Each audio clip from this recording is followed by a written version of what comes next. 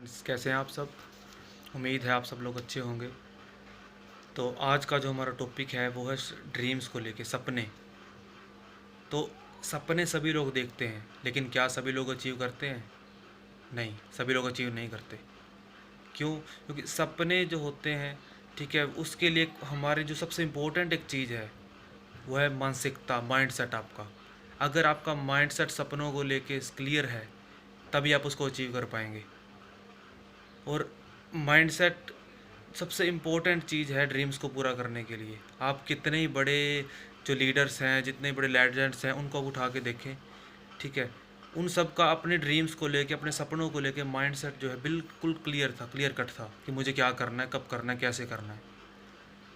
और एक बुक है जिसके अंदर ये चीज़ मैंने पढ़ी है कि इसके उसके अंदर ये चीज़ लिखी है मानसिकता को लेके कि अगर आप किसी चीज़ को अचीव करना चाहते हैं तो उसके लिए जो सबसे इम्पोर्टेंट चीज़ है वो है मानसिकता, आपका माइंडसेट। और माइंडसेट 80% है, 100% में से 80% माइंडसेट है, बाकी सारी चीज़ें 20% हैं।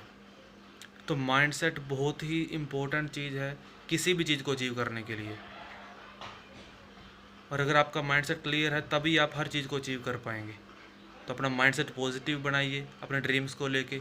अब बात ड्रीम्स की जब करते हैं तो साथियों, ड्रीम्स हर आदमी देखता है। जब हम छोटे होते हैं तो हमारे ड्रीम क्या होते हैं कि हम भी एक दिन एक अच्छा घर लेंगे, अच्छी गाड़ी लेंगे, ठीक है, हम सब देखते हैं ऐसा ड्रीम। बिल्कुल राइट, हम देखते हैं।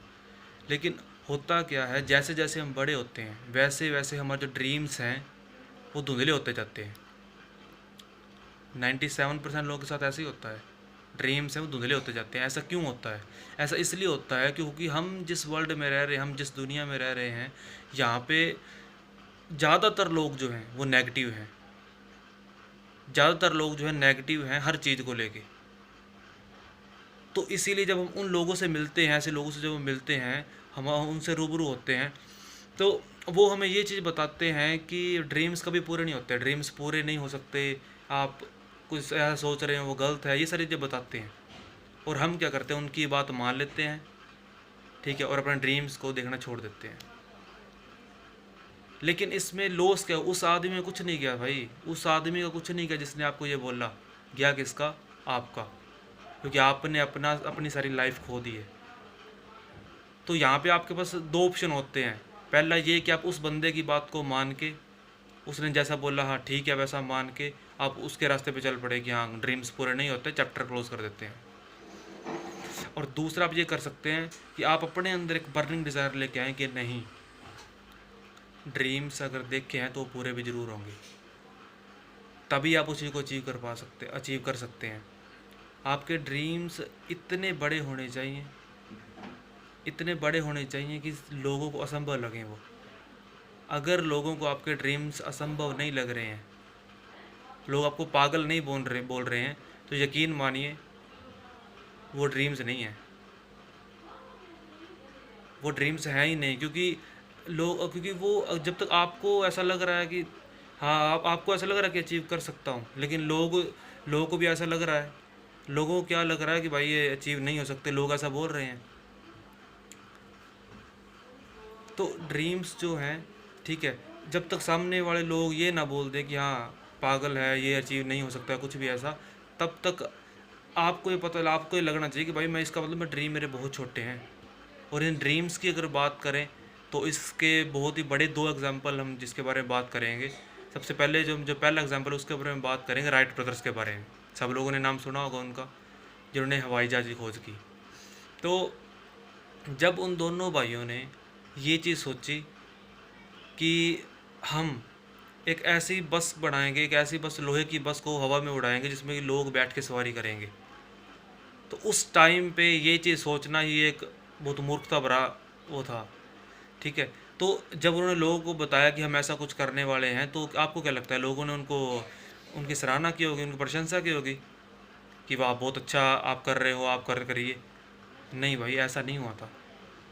हर आदमी ने उसको यही बोला, हर शख्स उसको यही बोला कि तू पागल है, तुम पागल हो, ये चीज़ कर रहे हो। यहाँ तक उनके पिता ने भी ये चीज़ बोली,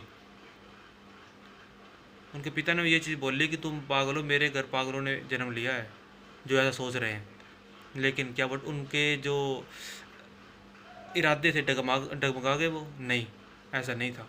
उनके इरादे मजबूत थे, उनको पता था कि हमें क्या करना है। 16 साल उन्होंने मेहनत की, 16 साल लगे उस चीज़ में, और आखिरकार उन्होंने वो ड्रीम जो उन्होंने देखा था, जो कभी असंभव लग रहा था लेकिन वास्तव में असंभव था नहीं, वो उस उस ड्रीम को अचीव किया। और आज हम सब लोग उन लोगों के उस ड्रीम को जी रहे हैं। हम देखते हैं हवाई जहाज़ों को उड़ते हुए, लोहे की बसों को उड़ते हुए देखते हैं हम। सेम उसी तरीके से एक दूसरा जो लाइव एग्जांपल है आज के टाइम में, ठीक है, नवाजुद्दीन सिद्दीकी सर, आप सब लोग उनके बारे में जानते होंगे, ठीक है, कि एक बहुत ही छोटे से परिवार से, एक बहुत ही एवरेज फैमिली से उठ के गए, ठीक है, एक छोटे से गांव से उठ के, यूपी के गांव से उठ के वो मुंबई जाते हैं। क्या सपने अपने मन में लेके? कि मैं भी एक दिन एक्टर बनूंगा, ठीक है, अपने मन में ये चीज़ लेके जाते हैं।